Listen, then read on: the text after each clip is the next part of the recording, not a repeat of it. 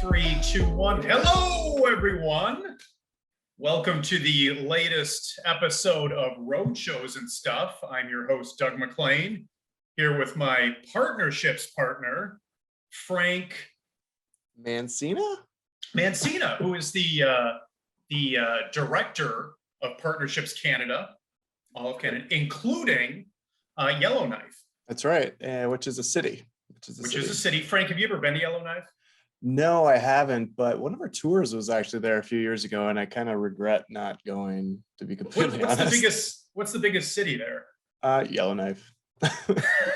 Seriously, it's in the Northwest Territories, which is made up. Which is a made up territory in Canada. Yeah. No, okay. It's one of the most northern territories, if not the Nunavut. None of it. None of it. None of it. It's another territory. Anyways. Okay, Frank, so this particular episode is special for a couple key reasons. Yes. Number one, this is our season finale. That's right. 10th episode. We're rounding out the first season. And as we all know, the season finale typically attracts the most viewers. That's right. So this should be a record breaker. I agree. I think we're going to have 20 views, maybe. So that's tripling our normal weekly average. Beautiful. Not bad. And secondly, we have a very special guest. Now, we've had guests before, but this is a very special guest. Now, why would this be a special guest, Frank? We have the president of MRA, Mr. Tony Amato. Mr. Tony Amato. Yeah. Absolutely amazing. Absolutely. An inspiration to all of us in the mobile marketing industry. And is Tony with us now? No, but I'm actually going to get him in here. And oh, beautiful. 3, 2, 1. And no, just oh, there he is. Hey, Tony. Tony Amato. Tony, welcome to Roadshows and Stuff. How are you today? I'm good, guys. How you guys doing? Good. Nice to finally meet you. Yeah, it's nice to show your face. Thank you. So, Tony, as you may or may not know, this is kind of a regular podcast discussing the mobile marketing industry. Right. We've kind of talked about various topics throughout the season. This particular topic, or topic for this particular podcast, rather, is dealing with you exclusively. As our president and leader of MRA, leader in experiential mobile marketing as a company, we just wanted to know a few things, like how did you get started in the industry to begin with? How did it all happen? Well, I first got exposed to the whole mobile marketing, experiential marketing world working for a radio station. So I worked for a whole series of radio stations after interning in high school and university. And they had a few of what they call remotes, and where you would remotely go out on the street. This was probably 98, 99. And then, by being exposed to that, we had a trailer called the AIM 800 traveling trailer. Yes. Used to go to festivals and fairs. So I used to do remotes out of that. So I took that around. Then I did a whole Sea-Doo tour with Ford and Sea-Doo partnership. So for months, I traveled around beaches and gave demos on Sea-Doos. So roughly, how old were you during this whole time? I was in university, so I was probably 19, 20. Okay. So I ran those for a couple of summers, and then MRA at the time was in a growth. They just had maybe like 4 or 5 employees, if that. Yeah. And they were hiring. They had a big program launching the digital camera. So for Fujifilm, and interviewed, and I had the only one with experience of doing mobile marketing at the time who applied. Yeah. Got hired on the spot. Left. Got hired on a Tuesday. Left on a Thursday, and was on the road for 2 years straight. Oh my gosh. And then the rest was history. I was a road manager, booking. We had a crew of 6 people plus a driver, husband and wife team, and myself and another manager. So there was 10 of us that I had to not only manage, but book like hotels and coordination while being on the road for 2 years. What was the core of the program? Was it like a double expandable? It was a double expandable with 2 awnings. And it was we had that thing down pat. A crew of 8, we could set it up in 1 hour. It should have been like Wow. a 4-hour setup. But it was a consistent crew. We didn't use staffing because you had to be knowledgeable about the product. It was a digital camera. At the time, digital cameras only took up 10% of shelf space in a Sure. store. They were so new, 1.3 megapixel was our camera. And so we were teaching people how to shoot a camera, how to download it, how to email it, how to print. And it was great. So that got my foot into the door. And then, organically, the company just grew from there. And, I came in-house. I wanted to, after 2-3 years on the road, I was ready to come back. And, Sure. that was the journey to, I think plus 20 years here at MRA. So, Wow. So you've seen obviously a lot of changes in the industry, a lot of things taking place. That's actually a good example of a mobile marketing initiative. Is educating people in the conversion from film, to digital photography. It was obviously successful nationwide program. By the end of our 3rd year, it was a flip. So within less than a 3-year span, it went from 10% shelf space market share to over 90%. Wow. You went into a Walmart or a Target or Fry's Electronics or Best Buy, and film took up like a little shelf, and it was all digital cameras. And then, compliments to all the competitors, because like we were out on the road.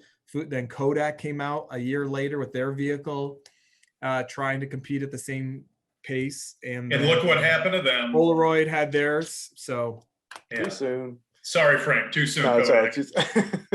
Our apologies to our Kodak listeners. So Tony, did you go on any other tours, or were you just now into the AE sort of position, management position after that? Yeah, I was sweeping floors. So when I came back into the office, we were like in a growth period there. It was hands-on. It was a warehouse on the west side of the state. And it was just me and another gentleman, Chris Giles, who's, experienced in this industry. I sat on one side of the building. He sat on another side of the building. And we did anything that had to happen. We swept the floors. We took the graphics off. We coordinated wraps, coordinated interiors with different exhibit companies. We managed other mobile tours. We were creating, it was just, again, like I said, we grew in a very organic way. So when people needed services, we adapted and got them services. And, and then, we were limited to what our supply chain could do. And then we started bringing that stuff in-house.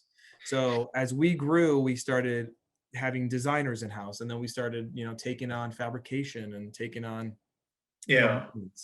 One-stop shop for everything. So what kind of major differences have you noticed in not just technology and vehicle types, but like client requests and demands and other trends that you've kind of been noticing, especially in the past 10 years? I'll be quite honest. Coming out of COVID, you're realizing is people do want human interaction. Yeah.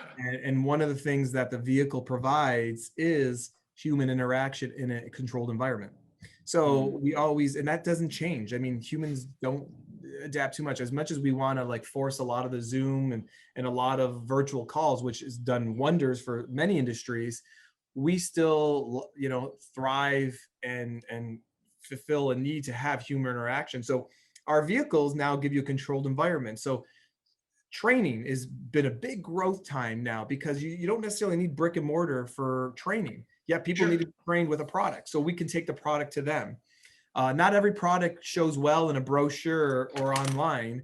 We can take the product to them, and they can touch and feel it. They can get it. And with limited travel budgets today, having to go door to door, the biggest trend right now is there's really no limits to what you can do. And what I feel like is the blending of the digital age and the physical age. That's like more of a big trend. But we saw a big jump of using data within our vehicles. So a lot of our vehicles today have two-way communication, much more robust than we've ever done before. Almost every new program has, two-way cameras, higher internet volume. Because if you say your specialty or expert can't show up on the vehicle, well, we'll just call him in and he shows up on the screen, yet we're at the customer's front door and they can talk to the expert, yet he's not there, but they're in our environment still. They're in a controlled environment. which helps Sure. you, solidify what your ultimate message is. And at the end of the day, you want to make sales or, train people. Yeah. So it's important. I mean, this is something that's an aspect of sales and marketing that's never going away, is that element of human interaction. It'll always be important. It'll always be there, regardless of where technology takes us. Yeah. You can't, technology is good. But technology is only good if it's purposely used, like for a reason. So even in our vehicles, just don't throw a lot of technology if you don't have a purpose for it, because it's Sure. extremely expensive. Yeah. And now we've really taken in the in-house support of creating a very good immersive experience in-house. Yeah. That's Sure. something we've seen probably in our last 4 or 5 vehicles we built. Theatrical interactives that are controlled internally that we're helping to create that content for. Yeah. But being there in person, because it just doesn't translate well, sitting looking at your laptop. Yeah. Yeah. So I guess that kind of leads into the next kind of question is, where do you see the industry going? As we've adapted obviously to this pretty challenging situation, which is open the door to a pretty hybrid trailer experience. Where do you see the industry going kind of moving forward? Well, I'll tell you this, what COVID last year taught us is it opened our doors to new ways of doing things. Any great crises you adapt to, and you've reinvented yourself. Mobile's always been there, but I think people are way more open today to accept mobile into their portfolio of either marketing or training and sales. And whereas Sure. there's little hesitation in there, I think it's just becoming norm. I think healthcare in mobile is just going to explode Absolutely. aggressively, because you know what? Telehealth at the time, I was working in telehealth 15 years ago, and we were trying to do pitches on it.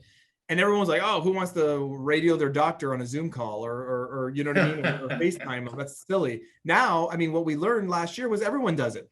And so if we have the ability to bring services in a mobile environment to a building, you can do that now. And I think people are more receptive to walking into a vehicle and knowing that there's mobile in the community. And then it's more cost effective. I mean, brick and mortar is pretty expensive to house medical equipment.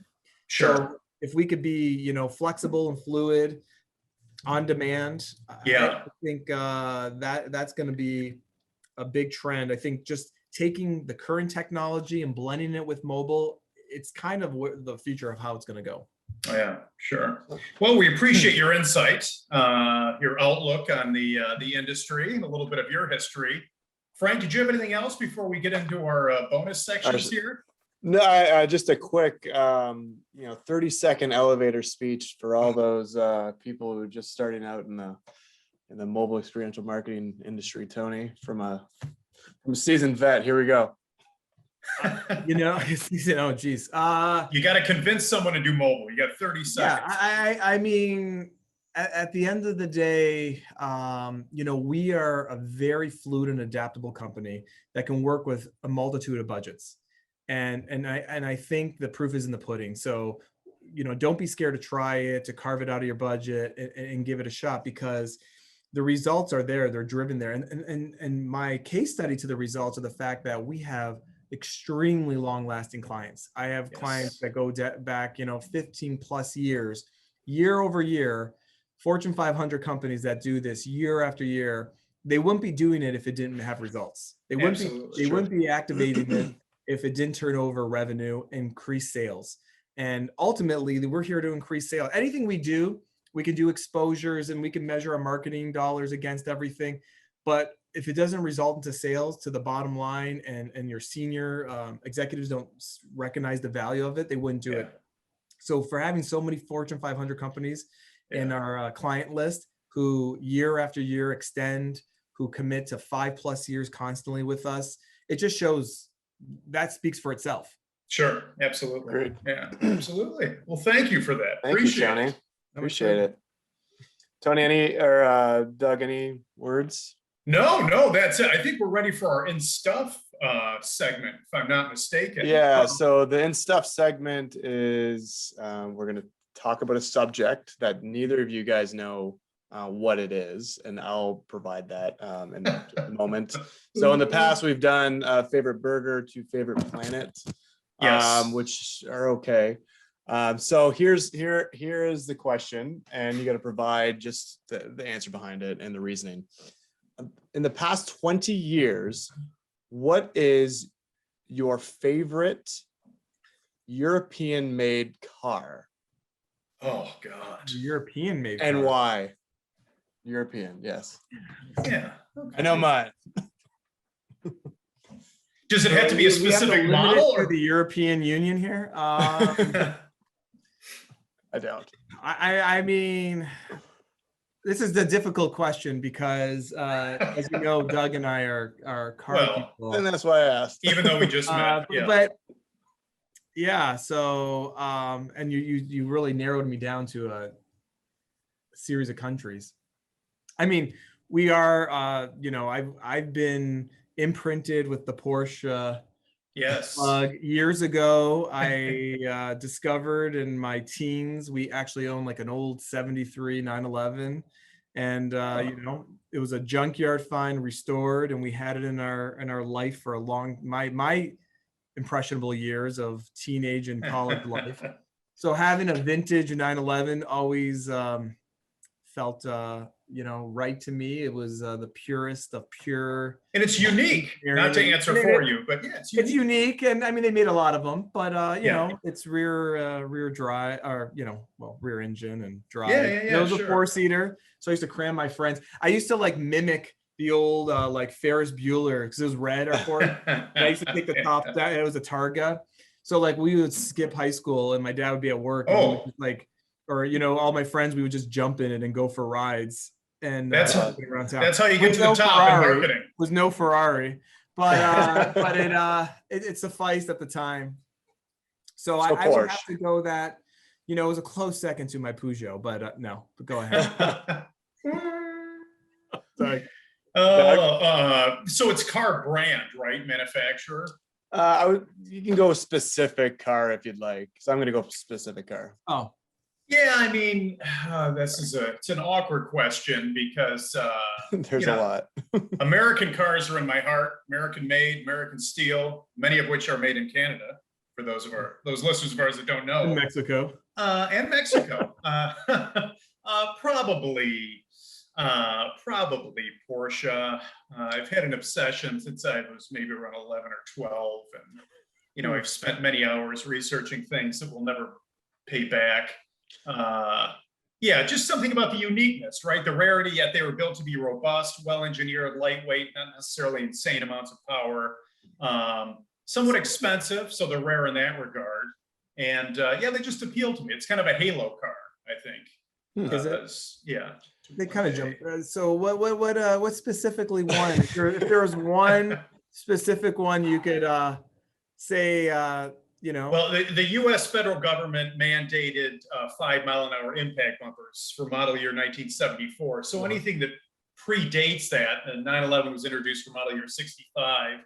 So probably 1973 911S, which is the most powerful.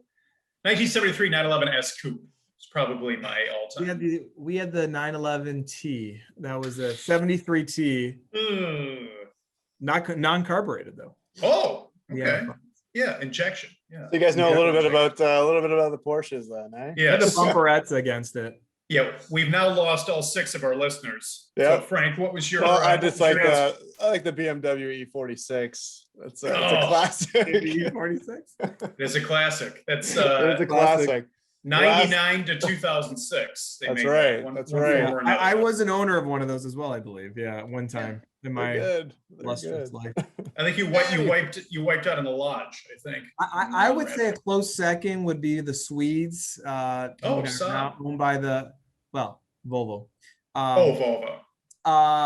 They are now, it's now Chinese owned. So I guess, what do you call it?